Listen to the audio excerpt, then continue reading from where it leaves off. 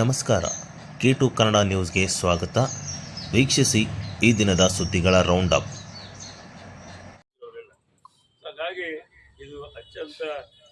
ಕೃಷ್ಣಾ ಮೇಲ್ದಂಡೆ ಯೋಜನೆ ಹಂತ 3 ನ್ಯಾಯಾಧಿಕರಣ ತೀರ್ಪಿನನ್ವಯ ಕೇಂದ್ರ ಸರ್ಕಾರದಿಂದ 24 ಗಂಟೆಗಳಲ್ಲಿ ಅಧಿಸೂಚನೆ ಪ್ರಕಟಿಸಲು ಸಾಧ್ಯವಾಗದಿದ್ದರೆ ಕೇಂದ್ರ ಸಚಿವರಾದ ಪ್ರಹ್ಲಾದ್ ಜೋಶಿ, ಕುಮಾರಸ್ವಾಮಿ, ಶೋಭಾ ಕರಂದ್ಲಾಜೆ, ಸೋಮಣ್ಣ ಸಚಿವ ಸ್ಥಾನಕ್ಕೆ ರಾಜೀನಾಮೆ ನೀಡುವಂತೆ ರಾಜ್ಯದ ಸಣ್ಣ ನೀರಾವರಿ ಮತ್ತು ವಿಜ್ಞಾನ ಹಾಗೂ ತಂತ್ರಜ್ಞಾನ ಸಚಿವರಾದ NS ಬೋಸರಾಜು ಆಗ್ರಹಿಸಿದರು. ಅವರಿಂದು ತಮ್ಮ ಸಚಿವರ ಕಾರ್ಯಗಳು ಸುದ್ದಿಗಾರರೊಂದಿಗೆ ಮಾತನಾಡುತ್ತಾ, ಕೃಷ್ಣಾ ನ್ಯಾಯಾಧಿಕರಣ ನೀರು ಹಂಚಿಕೆಗೆ ಸಂಬಂಧಿಸಿದ ತೀರ್ಪು ನೀಡಿ ವರ್ಷ ಕಳೆದರೂ ಕೇಂದ್ರ ಸರ್ಕಾರ ಇನ್ನೂ ಅಧಿಸೂಚನೆ ಪ್ರಕಟಿಸುತ್ತಿಲ್ಲ. ಇದರಿಂದಾಗಿ ರಾಜ್ಯದ ಹಿತಕ್ಕೆ ಧಕ್ಕೆ ಆಗುವಂತಾಗಿದೆ. ರಾಜ್ಯದ ಪಾಲಿನ ನೀರು ಬಳಕೆಗೆ ಅಡ್ಡಿಯಾಗಿದೆ. ರಾಜ್ಯ ಸರ್ಕಾರ ಸಂಪುಟ ಸಭೆಯಲ್ಲಿ ಆಲಮಟ್ಟ ಜಲಾಶಯದ ಎತ್ತರವನ್ನು 519.6 ಮೀಟರ್ನಿಂದ 524.256 ಮೀಟರ್ಗೆ ಏರಿಸಲು ನಿರ್ಧರಿಸಿ 75,000 ಎಕರೆ ಜಮೀನು ಭೂ ಸ್ವಾಧೀನಕ್ಕೆ 70 ಕೋಟಿ ವೆಚ್ಚದ ಯೋಜನೆಗೆ ಸರ್ಕಾರ ಅನುಮೋದನೆ ನೀಡಿದೆ. ರಾಜ್ಯದ ಹಿತ ಕಾಯುವಲ್ಲಿ ಕೇಂದ್ರ ಸರ್ಕಾರ ಮಲತಾಯಿ ಧೋರಣೆ. ಈ ಸಾರಿ 3,100 ಕೋಟಿ ಇವತ್ತು ಬಜೆಟ್ನಲ್ಲೇ ಮುಖ್ಯಮಂತ್ರಿಗಳು ಒದಗಿಸಿದ್ದಾರೆ. ಯಾಕಂದರೆ ಇದು ಡಿಮ್ಯಾಂಡ್ ಜಾಸ್ತಿ ಅದ, ಜನರಲ್ಲಿ ಅಪೇಕ್ಷೆ ಇದೆ, ತಕ್ಷಣ ಜನರಿಗೆ ಅನುಕೂಲ ಆಗ್ತದೆ. ಮತ್ತು ಅಂತರ್ಜಲ ಇಂಪ್ರೂವ್ ಮಾಡೋದು ದೊಡ್ಡ ಜವಾಬ್ದಾರಿ ಇದೆ. ಆ ಅಂತರ್ಜಲ ಇಂಪ್ರೂವ್ ನೀವು ಕೇಳಿಬಿಟ್ರೆ ಆಮೇಲೆ ಬೇಕಾದ್ರೆ ಬರ್ಕೊಂಡಿಲ್ಲ. ಅಂತರ್ಜಲ ಇಂಪ್ರೂವ್ ಮಾಡೋದು ಪ್ರಶ್ನೆ ಅಂದರೆ ಕೇಂದ್ರ ಸರ್ಕಾರದವರು ಎಲ್ಲ ಸ್ಟೇಟ್ಸ್ನಲ್ಲಿ 5 ವರ್ಷಕ್ಕೊಂದ್ಸಲ ಈ ವಾಟರ್ ಅಸೆಸ್ಮೆಂಟ್ ಮಾಡ್ತಾರೆ. ಇಡೀ ಎಂಟೈರ್ ಸ್ಟೇಟ್ ಎಲ್ಲ ಮಾಡ್ತಾರೆ, ಎಂಟೈರ್ ಕಂಟ್ರಿ ಎಲ್ಲ ಮಾಡ್ತಾರೆ. 5 ವರ್ಷ ಆದ ಕೂಡಲೇ ಎಲ್ಲ ಸ್ಟೇಟ್ಸ್ಗೆ ಅದು ಬುಕ್ ಕಳ್ತಾರೆ. ಯಾವ್ಯಾವ ಭಾಗದಲ್ಲಿ ನಿಮಗೆ ವಾಟರ್ ಡಿಪ್ಲೀಟ್ ಆಗ್ತಾಯಿದೆ, ಓವರ್ ಎಕ್ಸ್ಪ್ಲೈಟೇಷನ್ ಮಾಡ್ತಾಯಿದೆ. ಅದು ಓವರ್ ಎಕ್ಸ್ಪ್ಲೈಟೇಷನು, ಕ್ರಿಟಿಕಲ್ಲು, ನಾರ್ಮಲ್, 3 ಇರ್ತವೆ. 3 ಮಾಡಿ ಕಳ್ತಾರೆ. ಸೊ ಅದರ ಪ್ರಕಾರ ನಮ್ಮಲ್ಲಿ ಮೊದಲು ಫಸ್ಟ್ ನಮಗೆ ಬಂದ ರಿಪೋರ್ಟ್ ಪ್ರಕಾರ ಪ್ರೀವಿಯಸ್ 5 ವರ್ಷದಲ್ಲಿ 1,199 ಪಂಚಾಯಿತಿಗಳಲ್ಲಿ ಈ ಓವರ್ ಎಕ್ಸ್ಪ್ಲೈಟೇಷನ್ ಇದೆ. ಅಂದರೆ 44 ತಾಲೂಕುಗಳಲ್ಲಿ 1,199 ಪಂಚಾಯಿತಿಗಳಲ್ಲಿ 14 ಡಿಸ್ಟ್ರಿಕ್ಟ್ ಏರಿಯಾದಲ್ಲಿ ಓವರ್ ಎಕ್ಸ್ಪ್ಲೈಟೇಷನ್ ಇದೆ. ತಕ್ಷಣ ಕ್ರಮ ತೆಗೆದುಕೊಳ್ಳದೆ ಅಲ್ಲಿ ಗ್ರೌಂಡ್ ವಾಟರ್ ನಿಲ್ಲಾಗ್ತದೆ, ಭಾಳ ಡೇಂಜರ್ ಇದೆ ಅಂತೇಳಿ. ಕರ್ನಾಟಕದ ಹೆಂಗಂದರೆ ಇಡೀ ದೇಶದಲ್ಲಿ 7 ಸ್ಟೇಟ್ನಲ್ಲಿ ಈ ರೀತಿಯಾದಂಥ ಪರಿಸ್ಥಿತಿ ಇದೆ. ಅದರಲ್ಲಿ ಕರ್ನಾಟಕ ಒಂದು, ರಾಜಸ್ಥಾನ, ಮಧ್ಯಪ್ರದೇಶ, ಕರ್ನಾಟಕದ 7 ಸ್ಟೇಟ್. ಹೀಗಾಗಿ 7 ಸ್ಟೇಟ್ಗೆ ಅವರು ಅಟಲ್ ಭೂಜಲ್ ಅಂತೇಳಿ ಒಂದು ಯೋಜನೆ ಕೊಟ್ಟರು. 14 ಡಿಸ್ಟ್ರಿಕ್ಟ್ಸ್ ಕರ್ನಾಟಕದಲ್ಲಿ, 44 ತಾಲೂಕು ಮತ್ತು 1,199 ಪಂಚಾಯತಿಗಳಿಗೆ ಕವರೇಜ್. ಇಷ್ಟು ಓವರ್ ಕರ್ನಾಟಕ 5ನೇ ಸ್ಥಾನದಲ್ಲಿ, 5 ಈಗಲ್ಲ ಪ್ರೀವಿಯಸ್ ಇಯರ್ ರಿಕಾರ್ಡ್ 5 ವರ್ಷ. ಸೊ ಅದಕ್ಕಾಗಿ ಅಟಲ್ ಭೂಜಲ್ ಅಂತೇಳಿ 7 ಸ್ಟೇಟ್ಗೆ 1,000 ಕೋಟಿ ರೂಪಾಯಿ ಸ್ಕೀಮ್ ಮಾಡಲಿಕ್ಕೆ ಎಲ್ಲ ಸ್ಟೇಟ್ಸ್ಗೆ 1,000 ಕೋಟಿ 5 ವರ್ಷದಲ್ಲಿ ಮಾಡಂತೇಳಿ ಕೊಟ್ಟಿದ್ರು. ಹೌದು, ಅದನ್ನು ಚೆಕ್ ಡ್ಯಾಮ್ಸ್ ಮಾಡೋದು, ಬ್ರಿಡ್ಜ್ ಕಮ್ ಬ್ಯಾರೇಜಸ್ ಮಾಡ್ತಕ್ಕಂಥದ್ದು, ಬೇರೆ ಬೇರೆ ಎಲ್ಲ ಸ್ಕೀಮ್ಸು ಗೈಡ್ಲೈನ್ಸ್ ಕೊಟ್ಟು 7 ಡಿಪಾರ್ಟ್ಮೆಂಟ್ ಮುಖಾಂತರ. Head of the department main irrigation, agriculture, horticulture, water shed, ಈ ರೀತಿಯಾಗಿ ಎಲ್ಲ 7 ಡಿಪಾರ್ಟ್ಮೆಂಟ್ ಮುಖಾಂತರ ಈ 1,000 ಕೋಟಿ ಪ್ರತಿ ವರ್ಷ ಕೊಟ್ಟು chief secretary, chairman of the committee ಮಾಡಿ ಕೋಆರ್ಡಿನೇಟ್ ಮಾಡ್ತಾಯಿದ್ರು. ಈಗ ಈ ಸಾರಿ ಗೌರ್ಮೆಂಟ್ ಕೇಂದ್ರ ಸರ್ಕಾರ ಬಂದ ನಂತರ ಅಲ್ಲಿವರೆಗೂ ಕೊಟ್ಟಿದ್ರು. ಈಗ 1,000 ಕೋಟಿ ಈಗ ನಮಗೆ ಕೊಡಬೇಕಾಗಿತ್ತು. 860 ಕೋಟಿ ಕೊಟ್ಟಿದ್ವಿ. 5 ವರ್ಷ ಮುಗೀತು ಟೈಮ್. 140 ಕೋಟಿ ಕಟ್ ಮಾಡಿದ್ವಿ, ನೀವು ಅದನ್ನು ಕ್ಲೋಸ್ ಮಾಡು ಅಂತೇಳಿ ಬರಬೇಕು. ನೆಕ್ಸ್ಟ್ ಇಯರ್ ಇಲ್ಲ, ಈ ವರ್ಷದ ಕಟ್ ಮಾಡಿಬಿಟ್ಟಾರೆ. ಈಗ ನಮ್ಮೆಲ್ಲ ಬಿಲ್ಸ್ ಇದ್ದಾವೆ, ನಮ್ಮ ಎಲ್ಲ ಡಿಪಾರ್ಟ್ಮೆಂಟ್ ಇನ್ನೂ 340 ಕೋಟಿ ಈಗ ಅವ್ರು ಬಿಲ್ಸ್ ಪೇಮೆಂಟ್ ಮಾಡಬೇಕು. 860 ಕೋಟಿಯಲ್ಲೇ ಅಲ್ಲದೆ 140 ಕೋಟಿ ಈಗಾಗಲೇ ನಾವು ಆ್ಯಕ್ಟಿವೈಸ್ ಮಾಡಿದ್ವಿ, ಎಸ್ಟಿಮೇಟ್ ಮಾಡ್ತಾಯಿದ್ವಿ. ಸೊ ಇದೊಂದು ನೋಡಿದ್ರೆ ಸುಮಾರು 500 ಕೋಟಿ ನಮಗೆ ಬಾಕಿ ಇರ್ತಾರೆ. ಅವರು ಬಂದ್ ಮಾಡಿದ್ವಿ, ಸ್ಯಾಲ್ರಿ ಕೊಡ್ತಾ ಇಲ್ಲ.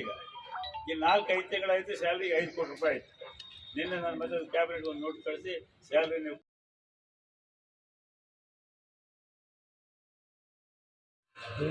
ದ್ವೇಷ ಭಾಷಣ ಮಾಡುತ್ತಿರುವ ಬಿಜಾಪುರ ಶಾಸಕ ಬಸನಗೌಡ ಯತ್ನಾಳ್ ಇವರ ವಿರುದ್ಧ ಕಾನೂನು ಕ್ರಮ ಕೈಗೊಂಡು ಶಾಸಕ ಸ್ಥಾನದಿಂದ ವಜಾಗೊಳಿಸಬೇಕು ಎಂದು ಕ್ರಾಂತಿ ಯೋಗಿ ಬಸವೇಶ್ವರ ಸಂಘದ ಜಿಲ್ಲಾಧ್ಯಕ್ಷರಾದ ಕೆ ರಾಜೇಶ್ ಅವರು ಒತ್ತಾಯಿಸಿದ್ದಾರೆ.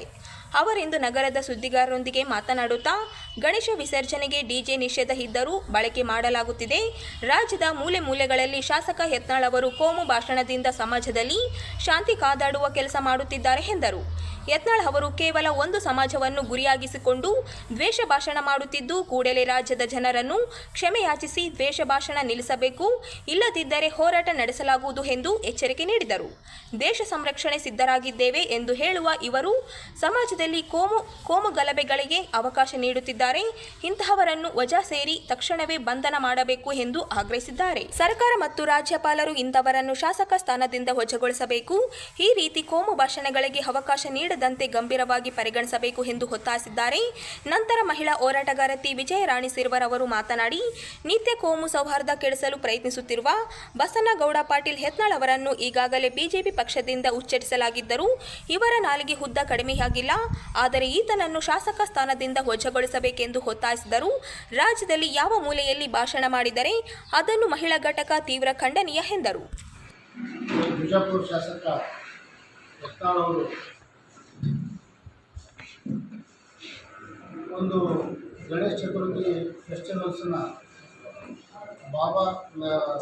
ನಮ್ಮ ಬಾಲ ಗಂಗಾಧರ್ ತಿಲಕ್ ಅವರು 1893ನೇ ಇಸ್ವಿಯಲ್ಲಿ ಫೆಸ್ಟಿವಲ್ಸನ್ನು ಬ್ರಿಟಿಷರನ್ನ ಉಳಿಸಲಿಕ್ಕೆ ಗಣೇಶನ್ನು ಆಚರಿಸ್ತಾ ಇದ್ದರು. ಅದರಲ್ಲಿ ಆಚರಿಸ್ತಕ್ಕಂಥ ಸಂದರ್ಭದಲ್ಲಿ ಕೆಲವು ಕಲ್ಚರ್ ಪ್ರೋಗ್ರಾಮ್ಸು ಮತ್ತು ನೃತ್ಯ ಮತ್ತು ಹಾಡುಗಳಾಡೋದು, ಕೆಲವು ಭಾರತೀಯ ಸಾಂಸ್ಕೃತಿಕ ಕ್ರೀಡೆಗಳನ್ನು ಆಯೋಜಿಸ್ತಾ ಇದ್ದರು. ಆದರೆ ಇತ್ತೀಚಿನ ದಿನಗಳಲ್ಲಿ ಗಣೇಶ್ ಫೆಸ್ಟಿವಲ್ಸ್ ಸಂದರ್ಭದಲ್ಲಿ ಡಿ ಜೆಗಳನ್ನು ಹಚ್ತಾರೆ. ಆ ಡಿ ಜೆ ಹಚ್ಚೋದ್ರಲ್ಲಿಂದ ಎಷ್ಟೋ ಹಿಂದೂ ಧರ್ಮದವರಾಗಿರ್ಬೋದು, ಅನ್ಯ ಧರ್ಮದವರಾಗಿರ್ಬೋದು, ಕ್ರಿಶ್ಚಿಯನ್ಸ್ ಆಗಿರ್ಬೋದು, ಮುಸಲ್ಮಾನ್ ಆಗಿರ್ಬೋದು ಹಾಸ್ಪಿಟಲಲ್ಲಿ ಅಡ್ಮಿಟ್ ಆಗಿರ್ತಾರೆ. ಆ ಗರ್ಭದಲ್ಲಿ ಇರ್ತಕ್ಕಂಥ ಶಿಶು ಮತ್ತು ತಾಯಿಗೆ ಯಾವ ರೀತಿ ಎಫೆಕ್ಟ್ ಆಗ್ತದೆ ಅಂತೇಳಿ ಅದ್ರ ಬಗ್ಗೆ ಯಾರು ವಿಚಾರ ಮಾಡ್ತಾರೆ. ಆದರೆ ಗಣೇಶ ಚತುರ್ಥಿಯಲ್ಲಿ ಡಿಜೆ ಹಚ್ಚೋದ್ರಲ್ಲಿಂದ ನಾವು ವಿರೋಧ ವ್ಯಕ್ತಪಡಿಸಿದ್ರೆ ದೇಶದ್ರೋಹಿಗಳು ಅಂತಾರೆ ಕೆಲವು ಕೋಮುವಾದ ಪಕ್ಷಗಳು. ಆದರೆ ಇಲ್ಲಿ ಮಾನವತಾ ಹಿತದೃಷ್ಟಿಯನ್ನು ಕಾಪಾಡಬೇಕಾಗಿದೆ. ಇಂಥ ಒಂದು ಸಂದರ್ಭದಲ್ಲಿ ಈಗ ಹಿಂದೂ ಮಹಾಗಣಪತಿ ಸಭೆಯನ್ನು ಮಾಡಿದರು. 21ನೇ ದಿನ ಗಣೇಶನ ಕುಂದಿಸಿದ್ದಾರೆ. ಆದರೆ ನಾವು 5ನೇ ದಿನ ಗಣೇಶನ ಕುದಿಸಿದ್ದೀವಿ, 9ನೇ ದಿನ ಕುಂದಿಸಿದ್ದೀವಿ. ಇವತ್ತು ಬಲರಾಮ ಶಾಲೆ ಗಣೇಶ ರಾಯಚೂರು ಜಿಲ್ಲೆ, ರಾಯಚೂರು ಡಿಸ್ಟಿಕ್ನಲ್ಲಿ 200 ವರ್ಷ ಅಧಿಕ ಆಗಿದೆ ಗಣೇಶ ಚತುರ್ಥಿನ ಮಾಡ್ತಾ ಇದ್ದಾರೆ. ಆದರೆ ಹಿಂದೂ ಸಂಪ್ರದಾಯನ ಅವರು ಅಚ್ಚುಕಟ್ಟಾಗಿ ನಿರ್ವಹಿಸ್ಕೊಂಡು ಹೋಗ್ತಾ ಇದ್ದಾರೆ. ಇವತ್ತುವರೆಗೂ ಒಂದು ಯಾವುದು ಡಿಜೆ ಇಲ್ಲ, ಒಂದು ಯಾವುದೂ ಇಲ್ಲ. ಭಜನೆ ಭಕ್ತಿ ಗೀತೆಗಳ ಒಂದಿಗೆ ಆಚರಣೆ ಮಾಡ್ತಕ್ಕಂಥದ್ದು ಒಂದು ಸಂಪ್ರದಾಯ ಇದೆ. ಇಂಡಿಯನ್ ಕಾನ್ಸ್ಟಿಟ್ಯೂಷನ್ ಆರ್ಟಿಕಲ್ ಆಕ್ಟ್ 17 ಅಡಿಯಲ್ಲಿ ಅವ್ರನ್ನ ಇಮಿಡಿಯೇಟ್ಲಿ ಬಂಧನಗೊಳಿಸ್ಬೇಕು. ಯತ್ನಾಳ್ ಅವರ ಶಾಸಕ ಸ್ಥಾನನ ತಿರಸ್ಕರಿಸಬೇಕು, ವಜಾಗೊಳಿಸಬೇಕು. ಅವ್ರನ್ನ ಈ ಆಕ್ಟಲ್ಲಿ ಅವ್ರನ್ನ ಅರೆಸ್ಟ್ ಮಾಡಲಿಕ್ಕೆ ಸಂವಿಧಾನದಲ್ಲಿ ಹಕ್ಕಿದ್ರೆ ಕೂಡ ಇವತ್ತು ಯಾರೋ ಒಬ್ಬರು ಅದನ್ನ ಶಬ್ದನ ರಾಜಕಾರಣಿಗಳು ಮಾತಾಡ್ತಾ ಇಲ್ಲ. ಯಾಕೆ? ಇವ್ರಿಗೆ ಮಾತಾಡ್ಬೇಕಾದ್ರೆ, ರಾಜಕೀಯ ಮಾಡಬೇಕಾದ್ರೆ ಇವರು ಪ್ರತ್ಯೇಕ ವೇದಿಕೆ ಕ್ರಿಯೇಟ್ ಮಾಡಿ ನಮ್ಗೆ ಯಾವ್ದು ಅಭ್ಯಂತರ ಇಲ್ಲ. ಅವ್ರ ಶಕ್ತಿ ಪ್ರದರ್ಶನ ಮಾಡಲಿ. ಇವತ್ತು ಕಾಂಗ್ರೆಸ್ ಲೋಪದೋಷ ಮಾಡಿದ್ರೆ ಕಾಂಗ್ರೆಸ್ ಬಗ್ಗೆ ಮಾತಾಡಲಿ, JDS ಮಾಡಿದ್ರೆ JDS ಮಾತಾಡಲಿ, ಅವ್ರ ಪಕ್ಷದವ್ರು ಅವರಿಗೆ ತೆಗೆದಾಕಿದ್ದಾರೆ, ಉಚ್ಚಾಟನೆ ಮಾಡಿದ್ರೆ ಅವ್ರ ಬಗ್ಗೆ ಪರ್ಸನಲ್ ಸ್ಟೇಜ್ ಹಾಕೊಂಡು ಮಾತಾಡಲಿ ಅವರು. ಆದರೆ ಒಂದು ಗಣೇಶ ಚತುರ್ಥಿಯಲ್ಲಿ ಫೆಸ್ಟಿವಲ್ಸ್ ಅಲ್ಲಿ ಬಂದು ಜನರನ್ನ ಕೋಮಗಲಭೆ ಇರತಕ್ಕಂಥ ಒಂದು ಪ್ರಯತ್ನ ಮಾಡ್ತಾ ಇದ್ದಾರೆ. ಇವರು ನಿಜವಾಗ್ಲೂ ನಮ್ಮ ಕರ್ನಾಟಕಕ್ಕೆ ಒಂದು ದೊಡ್ಡ ದುರಂತ ದೈವ ಆಗ್ತಾ ಇದ್ದಾರೆ. ಇವರಿಂದ ನಮಗೆ ಸುಮಾರು ನಮ್ಮ ಶಾಂತಿಯುತ ತೋಟದೀರು ನಮ್ಮ ಭಾರತ ದೇಶದಲ್ಲಿ ಎಲ್ಲ ಸಮುದಾಯದವರು ಹೋರಾಟ ಮಾಡಿ ನಮಗೆ ಸ್ವಾತಂತ್ರ್ಯವನ್ನು ಕೊಟ್ಟಿರ್ತಕ್ಕಂಥ ಸಂದರ್ಭ ಇದೆ. ಇದು ಯಾರು ಒಂದು ಕಮ್ಯುನಿಟಿಯವರು ಹೋರಾಟ ಮಾಡಿ ಭಾರತ ದೇಶಕ್ಕೆ ಸ್ವಾತಂತ್ರ್ಯವನ್ನು ತಂದುಕೊಟ್ಟಿಲ್ಲ. ಆಗ ಇವರು ಒಂದು ಕಮ್ಯುನಿಟಿನ ಟಾರ್ಗೆಟ್ ಮಾಡಿ ಮಾತಾಡ್ತಾರೆ. ಟಾರ್ಗೆಟ್ ಮಾತಾಡೋದನ್ನ ನಿಲ್ಲಿಸಬೇಕು. ಇವರು ತಕ್ಷಣ ಕ್ಷಮೆ ಆಗಲಿಕ್ಕೆ ಹೇಳಬೇಕು. ಇಲ್ಲದೆ ಹೋದ್ರೆ ಅವರಿಗೆ ಹಂತವಾಗಿ ನಾವು ಹೋರಾಟ ಮಾಡಲಿಕ್ಕೆ ನಾವು ಸಿದ್ಧರಾಗಿದ್ದೀವಿ. ಬಸನಗೌಡ ಪಾಟೀಲ್ ಬಿಜೆಪಿ ಶಾಸಕರು ಎಡವಟ್ಟು ಒಂದು ಹೇಳಿಕೆಯನ್ನು ಕೊಟ್ಟಿದ್ದಾರೆ. ಅವರು ಯಾವಾಗಲೂ ಸದಾಕಾಲ ಯಾವಾಗಲೂ ವಿವಾದಾತ್ಮಕ ಹೇಳಿಕೆಯನ್ನು ಕೊಡೋದ್ರಾಗೆ ಇರ್ತಾರೆ. ಅವರು ಒಬ್ಬ ಜನಪ್ರತಿನಿಧಿಯಾಗಿ ಅವ್ರು ಮಾಡ್ತಕ್ಕಂಥ ಸೇವೆ ಯಾವುದು ಅನ್ನೋದು ಪ್ರಜ್ಞೆ ಇಲ್ಲದಂಥ ವ್ಯಕ್ತಿ ಯತ್ನಾಳ್ ಅವರು. ಯತ್ನಾಳ್ ಅವರು ಗಣೇಶನ ಒಂದು ಏನು ವಿಸರ್ಜನೆ ಸಂದರ್ಭದಲ್ಲಿ, ಗಣೇಶೋತ್ಸವ ಸಂದರ್ಭದಲ್ಲಿ ರಾಜ್ಯದ ಯಾವುದೇ ಭಾಗದಲ್ಲಿ ಹೋಗಿ ಅವರು ಎಲ್ಲೇ ಹೇಳಿಕೆ ಕೊಡಲಿ ಅದನ್ನ ರಾಜ್ಯದ ಮಹಿಳೆಯರು ಖಂಡನೆ ಮಾಡ್ತೀವಿ. ಸಂವಿಧಾನದ 17ನೇ ಆಕ್ಟ್ ಹೇಳಿದೆ ಅಸ್ಪೃಶ್ಯತಾ ಆಚರಣೆಯನ್ನು ನಿಷೇಧ ಮಾಡಿ.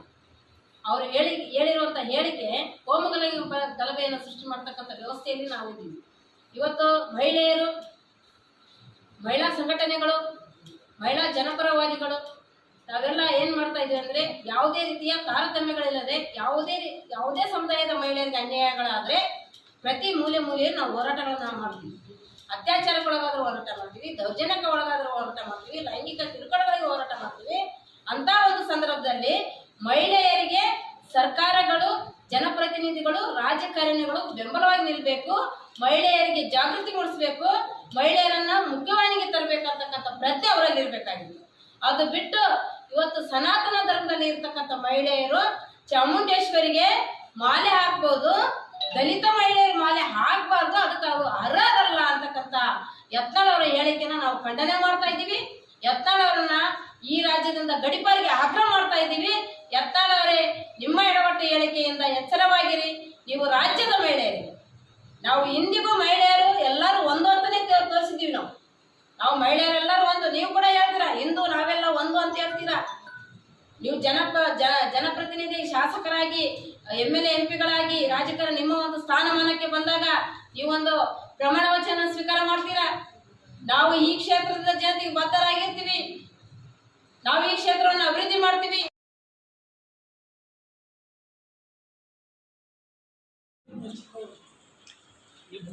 ಶ್ರೀ ಲಕ್ಷ್ಮೀ ವೆಂಕಟೇಶ್ವರ ದೇವಸ್ಥಾನ ಸಮಿತಿ ವತಿಯಿಂದ ಸೆಪ್ಟೆಂಬರ್ 22ರಿಂದ ಅಕ್ಟೋಬರ್ 2ರವರೆಗೆ 54ನೇ ನವರಾತ್ರಿ ಉತ್ಸವ ಕಾರ್ಯಕ್ರಮ ನಗರದ ಉಪ್ಪರವಾಡಿ ಲಕ್ಷ್ಮೀ ವೆಂಕಟೇಶ್ವರ ದೇವಸ್ಥಾನದಲ್ಲಿ ಆಯೋಜಿಸಲಾಗಿದೆ ಎಂದು ದೇವಸ್ಥಾನದ ಸಮಿತಿ ಕಾರ್ಯದರ್ಶಿ ಕೆ ಆಂಜನೇಯ ಅವರು ಹೇಳಿದರು.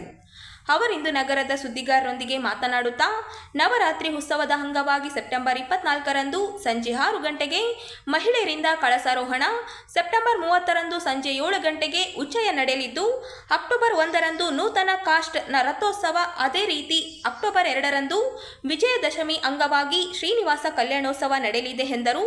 ನವರಾತ್ರಿ 9 ದಿನಗಳಲ್ಲಿ ಜಯಂತ ವಿಶೇಷ ಕಾರ್ಯಕ್ರಮ ಆಯೋಜಿಸಲಾಗಿದೆ ಎಂದರು. ಹೆಚ್ಚಿನ ಸಂಖ್ಯೆಯಲ್ಲಿ ಭಕ್ತರು ಆಗಮಿಸಿ ಯಶಸ್ವಿಗೊಳಿಸಬೇಕೆಂದು ಆಗ್ರಹಿಸಿದರು. 22/9/25ರಿಂದ 2ನೇ ತಾರೀಕುವರೆಗೆ ನಡೆಯುತ್ತದೆ. ಪ್ರತಿದಿನ 22 ಸೋಮವಾರ ಸೂರ್ಯವಾನ, 23 ಮಂಗಳವಾರ ಆದಿಶೇಷ ವಾಹನ, 24 ಬುಧವಾರ ಕಾಮಧೇನು ಕಲ್ಪವೃಕ್ಷ, 25 ಗುರುವಾರ ಚಂದ್ರವಾನ, 26/9 ಶುಕ್ರವಾರ ಸಿಂಹವಾನ, 27 ಶನಿವಾರ ಆಂಜನೇಯ ವಾಹನ, 28 ರವಿವಾರ ಗರುಡವಾಹನ, 29 ಸೋಮವಾರ ಗಜವಾಹನ, 30 ಮಂಗಳವಾರ ಅಶ್ವವಾಹನ. ವಿಶೇಷ ದಿನಾಂಕಗಳಂತೆ 39 ಮಂಗಳವಾರ ಉಚ್ಚಯ ಸಂಜೆ 7 ಗಂಟೆಗೆ ಇರುತ್ತದೆ ಮತ್ತು 1/10/25 ಬುಧವಾರ ನೂತನ ರಥೋತ್ಸವ ಸಂಜೆ 7 ಗಂಟೆಗೆ ಇರುತ್ತದೆ. ಸರಿ, ಹೊಸ ರಥ ನಮ್ಮಲ್ಲಿ ಇದು ಮಾಡಿದ್ರೆ ಸಾಕು ಭಕ್ತರು, ಅದು ವಿಶೇಷ. ಇದು ದಯಮಾಡಿ ಪತ್ರಿಕಾ ಪ್ರಕಟಣೆ ಮತ್ತು ಎಲೆಕ್ಟ್ರಾನಿಕ್ ಮೀಡಿಯಾ 24 ಬುಧವಾರ ಸಂಜೆ 6:30ರಿಂದ ಮಹಿಳೆಯರಿಂದ ದಾಸಗಳ ಸಂಗಡ ದೀರ್ಘದಂಡ ಸಾಷ್ಟಾಂಗ ನಮಸ್ಕಾರ ಇರುತ್ತದೆ. ಹಾಗೂ ಈ ನೂತನ ವೆಂಕಟೇಶ್ವರ ಸ್ವಾಮಿ ಸಮರ್ಪಣೆ ಮಾಡಿದ್ದಾರೆ ಭಕ್ತರು. ದಯಮಾಡಿ ನಿಮ್ಮ ಮುಖಾಂತರ ಎಲ್ಲರಿಗೆ ಸ್ವಲ್ಪ ಪ್ರಚಾರ ಮಾಡ್ತಿದ್ದೇವೆ, ನಿಮ್ಮಲ್ಲಿ ಮನವಿ ಮಾಡಿಕೊಳ್ತೀವಿ. ಈಗ ಹೆಚ್ಚಿನ ನಿಮ್ಮ ಆಚರಣೆ ಮಾತಾಡ್ತೀವಿ. ಎಲ್ಲ ಸಮಾಜದ ಭಕ್ತರನ್ನ ಸೇರಿಸಿಕೊಂಡು ಈ ಸರಿ 54ನೇ ನವರಾತ್ರಿ ಉತ್ಸವವನ್ನು ಆಚರಣೆ ಮಾಡ್ತಾ ಇದ್ದೇವೆ. ಈ ಸಾರಿ ವಿಶೇಷವಾಗಿ ಏನಂತಂದ್ರೆ ಅನ್ನ ಸಂತರ್ಪಣವನ್ನು ಮಾಡ್ತಕ್ಕಂಥ ಭಕ್ತಾದಿಗಳು ಬಂದಿದ್ದಾರೆ. ಹೊಸದಾಗಿ ರಥವು ಬಂದಿದೆ. ಬೆಳಿಗ್ಗೆ 5 ಗಂಟೆಗೆ ಸುಪ್ರಭಾತದಿಂದ ಪ್ರಾರಂಭವಾದಂಥ ನಮ್ಮ ಶ್ರೀನಿವಾಸನ ಸೇವೆಗಳು ರಾತ್ರಿ ಏಕಾಂತದ ಸೇವೆವರೆಗೂ ಸುಮಾರು 16-17 ನಮಾನಿ ಸೇವೆಗಳೆಲ್ಲ ಸ್ವಾಮಿಗೆ ಸಲ್ಲಿಕೆ ಆಗ್ತದೆ. ಬೆಳಿಗ್ಗೆ ಪಂಚಾಮೃತ ಅಲಂಕಾರಗಳು ಮತ್ತು ಇದೊಂದು ವಿಶೇಷ ಅಂತ ಹೇಳಲಿಕ್ಕೆ ನಮ್ಮ ಕಮಿಟಿ ಕಡೆಯಿಂದ ಹೇಳಲಿಕ್ಕೆ ಖುಷಿ ಆಗ್ತದೆ. ಅವುಗಳೆಲ್ಲರೂ ಇದರಲ್ಲಿ ಭಾಗವಹಿಸಿ ಭಾಗವಹಿಸಬೇಕು. ಸ್ವಯಂವಾಗಿ ಪ್ರತ್ಯಕ್ಷವಾಗಿ ಉತ್ಸವವನ್ನು ನೋಡಿ ಪತ್ರಿಕೆಯಲ್ಲಿ ಬರೆದ್ರೆ ಇನ್ನೂ ನಮಗೆ ಒಂದು ಹೆಚ್ಚು ಸಂತೋಷ ಆಗ್ತದೆ ಅಂತ ಹೇಳಲಿಕ್ಕೆ ಇಷ್ಟಪಡ್ತೇನೆ ಅಂತ ಹೇಳಿ ಅರ್ಚಕನಾಗಿ ನಿಮಗೆಲ್ಲರಿಗೂ ಮತ್ತು ಕಮಿಟಿಯಿಂದ ಪರವಾಗಿಯೂ ಆಹ್ವಾನ ಕೊಡ್ತಾ ನನಗೆ ಅದನ್ನು ಮಾತು ಮುಗಿಸ್ತಾ ಇದ್ದೀನಿ.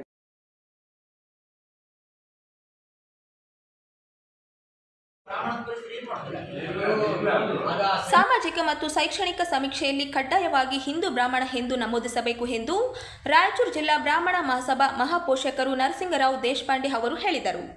ಅವರಿಂದು ನಗರದ ಸುದ್ದಿಗಾರರೊಂದಿಗೆ ಮಾತನಾಡುತ್ತಾ ಸೆಪ್ಟೆಂಬರ್ 22ರಿಂದ ರಾಜ್ಯಾದ್ಯಂತ ಜಾತಿ ಸಮೀಕ್ಷೆ ನಡೆಯಲಿದ್ದು, ಗಣತಿದಾರರು ಮನೆ ಮನೆಗೆ ಭೇಟಿ ನೀಡಿ ಸಂದರ್ಭದಲ್ಲಿ ಸಮಾಜದ ಜನರು ಧರ್ಮ ಕಾಲಂನಲ್ಲಿ ಹಿಂದೂ ಜಾತಿ ಕಾಲಂದಲ್ಲಿ ಬ್ರಾಹ್ಮಣ ಎಂದು ನಮೂದಿಸಬೇಕು.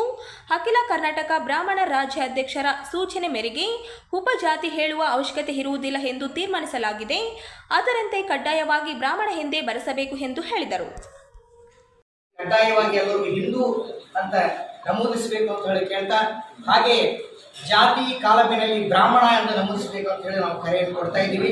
ಈ ಮುಂಚೆ ಕೊಟ್ಟಿರ್ತಕ್ಕಂತಹ ಮತದ ಒಂದು ಜಾತಿವಾರು ಪಟ್ಟಿಯಲ್ಲಿ ಸುಮಾರು 1400 ಜಾತಿಗಳನ್ನು ಕೊಟ್ಟಿದ್ದರು. ನಂತರ ಪರಿಷ್ಕೃತ ಪಟ್ಟಿಯಲ್ಲಿ ಸುಮಾರು 1543 ಜಾತಿಗಳನ್ನು ಮಾಡಿದ್ದಾರೆ. ಈ ಮುಂಚೆ ಅದು 210 ಸೀರಿಯಲ್ ನಂಬರ್ ಇತ್ತು ಬ್ರಾಹ್ಮಣ ಅಂತಕ್ಕಂಥದ್ದು, ಈಗ 218ನೇ ಸೀರಿಯಲ್ ನಂಬರ್ ಆಗಿದೆ.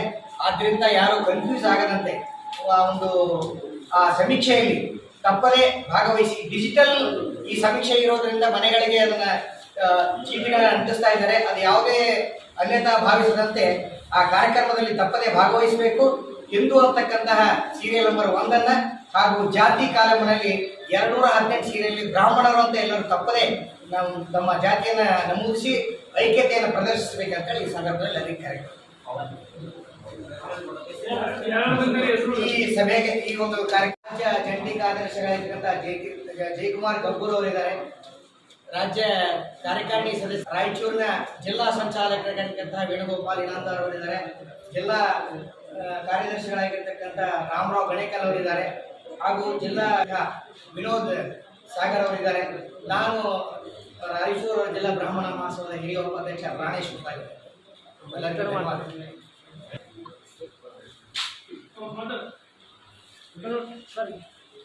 ಮಹಾಪೋಷಕನಾದ ನಾನು ಈ ಮುಂದೆ ಜವಾಹರ್ಲಾಲ್ ಕಾಲದಲ್ಲೇ ಈ ಜಾತಿ ಸಮೀಕ್ಷೆ ದೇಶಕ್ಕೆ ಮಾರಕ ಅಂತ ಅನ್ನೋದನ್ನು ಮನಗಂಡು ಅದನ್ನು ಬಿಟ್ಟು ಶೈಕ್ಷಣಿಕ ಆ ಕಾರ್ಯಕ್ರಮವನ್ನು ಈ ತಿಂಗಳು 22ರಿಂದ ಮಾಡ್ತಾ ಇದ್ದಾರೆ.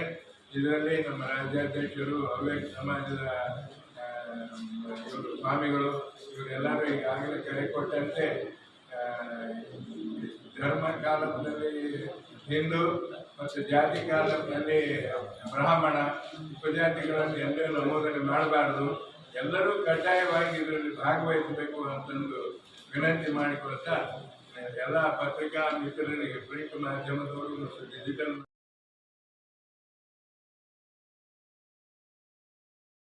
ಅಂತಾರಾಷ್ಟ್ರೀಯ ಕಲಾವಿದರಾದಂತಹ ಕ್ಲಾರಿನೆಟ್ ವಾದಕರಾದಂತಹ ಶ್ರೀ ಗಾದರ ಮಾರಿಕಾಂಬಾ ದೇವಸ್ಥಾನ ಸಮಿತಿ ವತಿಯಿಂದ ಸೆಪ್ಟೆಂಬರ್ 22ರಿಂದ ಅಕ್ಟೋಬರ್ 2ರವರೆಗೆ 12ನೇ ವೈಭವದ ಶರಣ ನವರಾತ್ರಿ ದಸರಾ ಮಹೋತ್ಸವ ಕಾರ್ಯಕ್ರಮ ತಾಲೂಕಿನ ಮಾಮದಾಪುರ ಗ್ರಾಮದಲ್ಲಿ ನಡೆಯಲಿದೆ ಎಂದು ದೇವಸ್ಥಾನದ ಸಮಿತಿ ಸದಸ್ಯರಾದ ಸವರಪ್ಪ ಅವರು ಹೇಳಿದರು.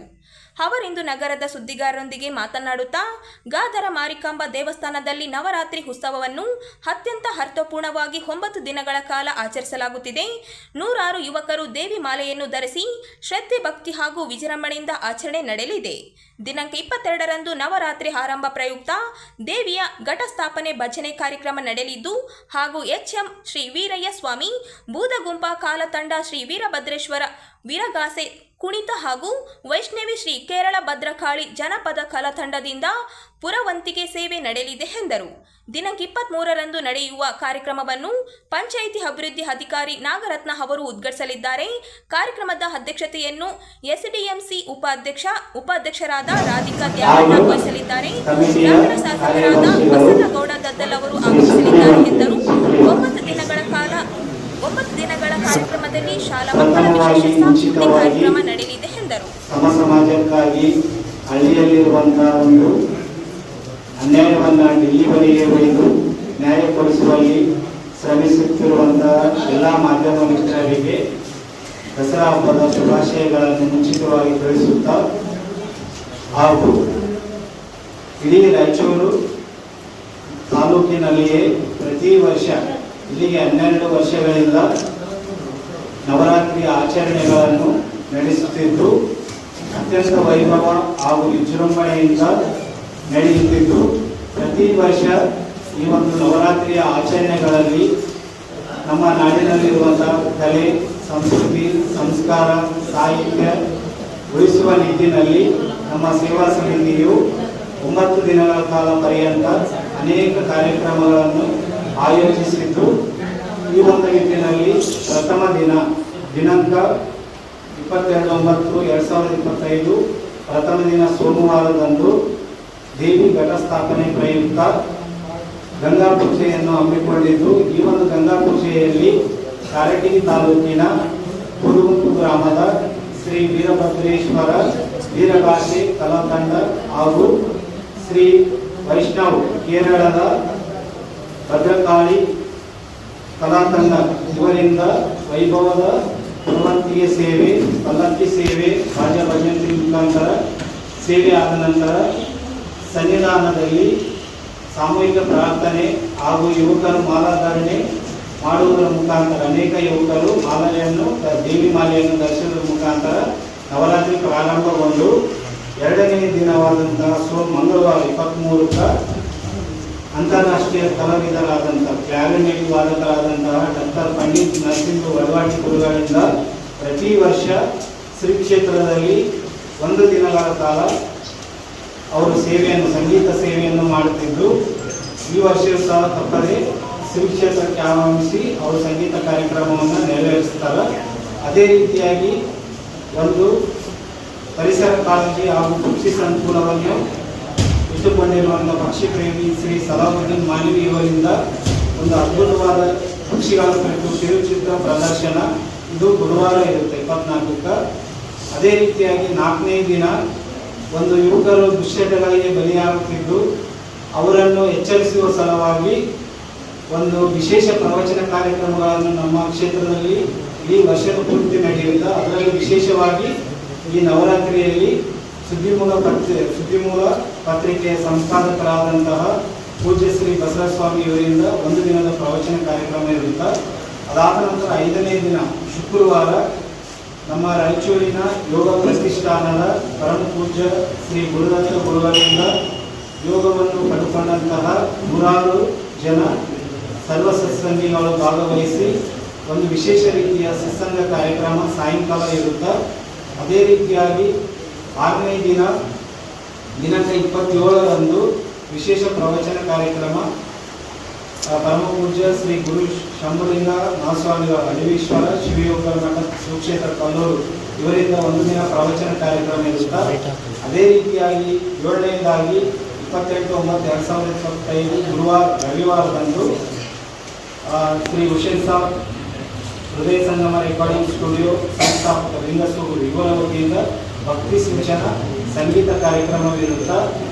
ಅದಾದ ನಂತರ ವಿಶೇಷವಾಗಿ ಪ್ರತಿ ವರ್ಷ ಶರನ್ನವರಾತ್ರಿಯಲ್ಲಿ ಅತ್ಯಂತ ವಿಜೃಂಭಣೆ ಕಾರ್ಯಕ್ರಮ ಏನು ಅಂತಂತಂದರೆ ಹಳ್ಳಿ ಮಕ್ಕಳಲ್ಲಿ, ಶಾಲಾ ಮಕ್ಕಳಲ್ಲಿ ಇರುವಂತಹ, ವಿಶೇಷವಾಗಿ ಸರ್ಕಾರಿ ಶಾಲೆ ಮಕ್ಕಳಲ್ಲಿ ಇರುವಂತಹ ಒಂದು ಕಲೆ ಮತ್ತು ಪ್ರತಿಭೆಯನ್ನು ಹೊರಗಡೆ ತರುವುದಕ್ಕಾಗಿ ವಿಶೇಷ ಶಾಲಾ ಮಕ್ಕಳ ಸಾಂಸ್ಕೃತಿಕ ಕಾರ್ಯಕ್ರಮವನ್ನು ಹಮ್ಮಿಕೊಳ್ಳುತ್ತಿದ್ದು, ಅದಲ್ಲದೆ ನಾಡಿನಲ್ಲಿ ವಿವಿಧ ಕ್ಷೇತ್ರಗಳಲ್ಲಿ ಸಾಧನೆಗೈದಂತಹ ಸಾಧಕರಿಗೆ ಒಂದು ವಿಶೇಷ ಸನ್ಮಾನವನ್ನು ಕಾರ್ಯಕ್ರಮ ಹಮ್ಮಿಕೊಂಡಿದ್ದು, ಈ ಕಾರ್ಯಕ್ರಮಕ್ಕೆ ದಿವ್ಯ ಸಾನ್ನಿಧ್ಯವನ್ನು ಬೃಹನ್ ಮಠ ದೇವಪುರ ಗುರುಗಳಾದಂತಹ ಶ್ರೀ ಶತಸ್ಥಳ ಬ್ರಹ್ಮ ಅಮರೇಶ್ವರ ಗುರು ಗಜದಾನ ಶಿವಾಚಾರ್ಯ ಮಹಾಸ್ವಾಮಿಗಳು ಅದಲ್ಲದೆ ಆಗಮಿಸುತ್ತಿದ್ದು, ಅದಲ್ಲದೆ ಶ್ರೀ ಕ್ಷೇತ್ರದ ಬಗ್ಗೆ ಅಪಾರ ಕಾಳಜಿ, ಭಕ್ತಿ ಶ್ರದ್ಧೆಗಳನ್ನು ಇಟ್ಟುಕೊಂಡಿರುವಂತಹ ನಮ್ಮ ರಾಯಚೂರು ಗ್ರಾಮಾಂತರ ಶಾಸಕರಾದಂತಹ ಸನ್ಮಾನ್ಯ ಶ್ರೀ ಬಸನಗೌಡ ಗದ್ದಲ್ ಸಾಹೇಬರು ಸಹ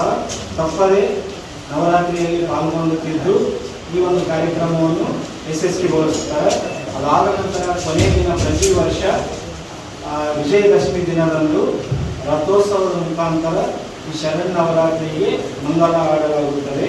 ಅದಾದ ಮೇಲೆ ವಿಶೇಷತೆ ಏನು ಅಂತಂದರೆ ಪ್ರತಿದಿನ 100 ಯುವಕರು ಮಾಲೆ ಧರಿಸಿದಂಥ ಯುವಕರು, ಯುವತಿಯರು, ಮಾತೆಯರ ಬಳಗದ ವತಿಯಿಂದ ಗ್ರಾಮೀಣ ಮುಹೂರ್ತ ಮುಂಜಾನೆ 3 ಗಂಟೆಯಿಂದ 6 ಗಂಟೆಯವರೆಗೆ ಶ್ರೀದೇವಿ ಅಷ್ಟೋತ್ತರ ಶತನಾಮಾವಳಿ, ಭಕ್ತಿ, ಭಜನೆ, ವಿಶೇಷ ಪೂಜೆಗಳು ಪ್ರತಿದಿನ ನಡೆಯುತ್ತಾ ಸಾಯಂಕಾಲ ಪ್ರತಿದಿನ 6 ಗಂಟೆಯ ನಂತರ ಕಾರ್ಯಕ್ರಮಗಳು ಪ್ರಾರಂಭಗೊಂಡು ಮುಕ್ತಾಯದ ನಂತರ ಪ್ರಸಾದದ ವ್ಯವಸ್ಥೆ ಇರುತ್ತೆ.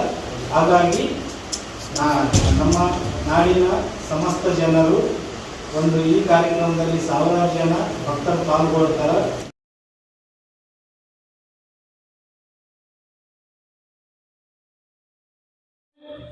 ಇಂಥ ವಿಷಯದ ಬಗ್ಗೆ ಎಚ್ಚರಿಕೆಯಿಂದ ಮಾತನಾಡಬೇಕಂತೇಳಿ ನಾನು ಈ ಸಂದರ್ಭದಲ್ಲಿ ಕೇಳಿಕೊಳ್ಳುತ್ತಾ ನಾನು ಗೌರವದಿಂದ ಸ್ವಾಗತಿಸಿ ನಮಗೆ ಮಾತಾಡೋ ಅವಕಾಶ ಮಾಡಿಕೊಟ್ಟಂತ ಎಲ್ಲ ಮಾಧ್ಯಮದವರಿಗೆ ಹೊಲಿಸಿ ನಾನು ಮಾತು ಮುಗಿಸ್ತೀನಿ.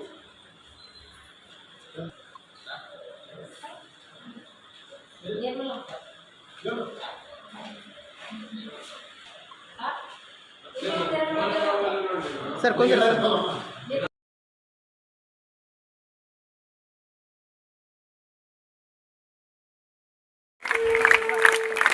ತಾಲೂಕಿನ ಮಠಮಾರಿ ಗ್ರಾಮದ ಕರ್ನಾಟಕ ಪಬ್ಲಿಕ್ ಸ್ಕೂಲ್ ಪ್ರೌಢಶಾಲೆ ವಿಭಾಗ ಶಾಲೆಯಲ್ಲಿ ಶಾಲಾ ಆವರಣದಲ್ಲಿ ಉದ್ಘಾಟನೆ ಕಾರ್ಯಕ್ರಮ ನಡೆಯಿತು. ವಿಶೇಷವಾಗಿ ಶಾಲಾ ಮಕ್ಕಳಿಂದ ಶಿಕ್ಷಕರ ದಿನಾಚರಣೆ ಹಮ್ಮಿಕೊಳ್ಳಲಾಗಿತ್ತು. ಮಕ್ಕಳು ಮತ್ತು ಶಿಕ್ಷಕರು ಸಂಭ್ರಮಿಸಿದರು. ಶಾಲೆಯ ಆವರಣದಲ್ಲಿ ಶಾಲೆಯ ಮುಖ್ಯ ಶಿಕ್ಷಕ ಕೆಂಡಗಣಪ್ಪ ಕೆ ಉದ್ಘಾಟನೆ ಮಾಡಿ ಮಾತನಾಡಿದ ಅವರು, ಸರ್ಕಾರಿ ಶಾಲೆಗಳ ಅಭಿವೃದ್ಧಿಗೆ ಅನೇಕ ಯೋಜನೆಗಳನ್ನು ಸರ್ಕಾರ ಜಾರಿಗೊಳಿಸಿದೆ. ಪಾಲಕರು ಸರ್ಕಾರಿ ಶಾಲೆಗಳ ಬಗ್ಗೆ ಕಿಳಿರಮೆ ಮಾಡಬಾರದು ಎಂದು ಹೇಳಿದರು. ಸರ್ಕಾರಿ ಶಾಲೆಯಲ್ಲಿ ವಿದ್ಯಾಭ್ಯಾಸ ಮಾಡಿದ ಅದೆಷ್ಟೋ ಜನರು ಸಮಾಜದಲ್ಲಿ ಉನ್ನತ ಸ್ಥಾನಮಾನ ಪಡೆದುಕೊಂಡಿದ್ದಾರೆ. ಮಕ್ಕಳಿಂದ ನೃತ್ಯ, ನಾಟಕ ಸೇರಿದಂತೆ ವಿವಿಧ ಸಾಂಸ್ಕೃತಿಕ ಕಾರ್ಯಕ್ರಮಗಳು ಜರುಗಿದವು. ಈ ಸಂದರ್ಭದಲ್ಲಿ ಶಾಲೆಯ ಸರ್ಕಾರಿ ನೌಕರರ ಸಂಘ ಪ್ರಧಾನ ಕಾರ್ಯದರ್ಶಿ ಮತ್ತು ಶಾಲೆಯ ಮುಖ್ಯ ಗುರುಗಳು, ಎಸ್ಡಿಎಂಸಿ ಅಧ್ಯಕ್ಷರು, ಉಪಾಧ್ಯಕ್ಷರು, ಸದಸ್ಯರುಗಳು, ಗ್ರಾಮ ಪಂಚಾಯಿತಿ ಸದಸ್ಯರುಗಳು, ಶಾಲೆಯ ಶಿಕ್ಷಕ ವೃಂದ ಮತ್ತು ಅತಿಥಿ ಶಿಕ್ಷಕರು, ಊರಿನ ಶಿಕ್ಷಣ ಪ್ರೇಮಿಗಳು ಕಾರ್ಯಕ್ರಮದಲ್ಲಿ ಉಪಸ್ಥಿತರಿದ್ದರು.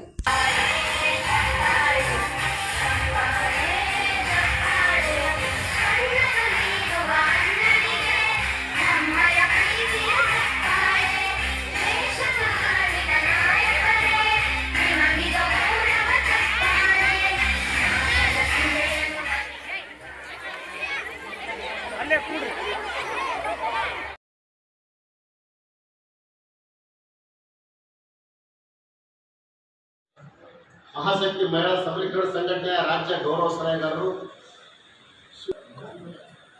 ಪದ್ಮಾ ಮೇಡಮ್ ಮಹಿಳಾ ಹೋರಾಟಗಾರ್ತಿ, ಸೈನಾ ಬೇಗಂ, ಗಿರಿಜಾ ಉಪಸ್ಥಿತರಿದ್ದಾರೆ. ವಿಷಯ ಏನಪ್ಪ ಅಂತಂದರೆ, 3-4 ದಿನದ ಕೆಳಗಡೆ ಬಿಜಾಪುರ ಶಾಸಕರಾದ ಬಸವನಗೌಡ ಪಾಟೀಲ್ ಯತ್ನಾಳ್ ಅವರು ಕೊಪ್ಪಳದಲ್ಲಿ ಬಹಿರಂಗವಾಗಿ ಚಾಮುಂಡಿಗೆ ಒಬ್ಬ ದಲಿತ ಮಹಿಳೆ ಕೂಡ ಪುಷ್ಪಾಚರಣೆ ಮಾಡೋಂಗಿಲ್ಲ, ಇಂದು ಸನಾತನ ಕಾಲದಲ್ಲಿ ಯಾರು ನಿರ್ವಹಿಸಿಕೊಂಡು ಬಂದಿದ್ದಾರೆ ಅವರೇ ಮಾಡಬೇಕಂತೇಳಿ ದಲಿತರಿಗೆ, ದಲಿತ ಮಹಿಳೆಯರಿಗೆ ಅವಮಾನ ಮಾಡಿದಂಥ ಹೇಳಿಕೆಯನ್ನು ನಾವು ಖಂಡಿಸ್ತೀವಿ. ಒಬ್ಬ ಡಾಕ್ಟರ್ ಬಾಬಾ ಸಾಹೇಬ್ ಅಂಬೇಡ್ಕರ್ ಅವರು ಈ ದೇಶದಲ್ಲಿ ಸಂವಿಧಾನ ಬರೆದಂಥ ಆ ಸಂವಿಧಾನದ ಅಡಿಯಲ್ಲಿ ಒಬ್ಬ ಶಾಸಕರಾಗಿ ಕೂಡ ಇಂಥ ದಲಿತರಿಗೆ ಅವಹೇಳನಕಾರಿಯಾಗಿ ಮಾತನಾಡಿರುವ ಮಾನ್ಯ ಬಸವಣ್ಣ ಪಾಟೀಲ್ ಯತ್ನಾಳ್ ಅವರನ್ನು ಸದಸ್ಯತ್ವ ರದ್ದು ಮಾಡಬೇಕಂತೇಳಿ ನಾವು ನಿನ್ನೆ ತಾನೇ ಕೂಡ ಮಾನ್ಯ ರಾಜ್ಯಪಾಲರಿಗೆ ಜಿಲ್ಲಾಧಿಕಾರಿ ಮುಖಾಂತರ ಮನವಿ ಪತ್ರ ಸಲ್ಲಿಸಿದ್ದೀವಿ. ಹಾಗಾಗಿ ಮಾನ್ಯ ಬಸವಣ್ಣ ಪಾಟೀಲ್ ಯತ್ನಾಳ್ ಅವರು ನೆನಪಿಸಿಕೊಳ್ಬೇಕು. ಬಿಜಾಪುರ ಜಿಲ್ಲೆಯಲ್ಲಿ ಸುಮಾರು 40,000 ರಿಂದ 50,000 ದಲಿತರ ಓಟ್ಗಳಿದ್ದಾವೆ. ಅವ್ರೇನಪ್ಪ ಅಂದ್ರೆ ಓಟ್ ಹಾಕಿರ್ಲಿಕ್ಕಿಲ್ಲ ಇವರಿಗೆ. ಈ ಥರ ಕೆಟ್ಟದಾಗಿ ಮಾತಾಡೋಕ್ಕೆ ಕಾರಣ ಏನು? ನಾವು ಯಾವತ್ತೂ ಭಾವನಾತ್ಮಕವಾಗಿ ಎಲ್ಲ ಸಮಾಜದವ್ರ ಜೊತೆ ಅನ್ಯನ್ಯವಾಗಿ ಬರುತ್ತಾ ಹೋರಾಟ ಕೂಡ ಮಾಡ್ತಾ ಬಂದಿದ್ದೀವಿ. ತಾನೊಬ್ಬ 4 ಬಾರಿ ಶಾಸಕರಾಗಿ, 1 ಬಾರಿ ಕೇಂದ್ರದ ಮಂತ್ರಿಯಾಗಿ ಕೂಡ ಈ ಥರ ಒಂದು ಹೇಳಿಕೆ ಕೊಟ್ಟಿರುವುದು ಬಹಳ ತೀವ್ರವಾದ ವಿಷಯ. ಹಾಗಾಗಿ ನಾವು ಹೇಳಕ್ಕೆ ಏನು ಬಯಸ್ಕೊಂಡ್ರೆ, ಮಾನ್ಯ ಶಾಸಕರು ಈ ದಲಿತ ಸಮಾಜಕ್ಕೆ ಬಹಿರಂಗವಾಗಿ ಕ್ಷಮೆ ಕೇಳಬೇಕು. ಒಂದು ವೇಳೆ ಕೇಳದೇ ಇದ್ದಲ್ಲಿ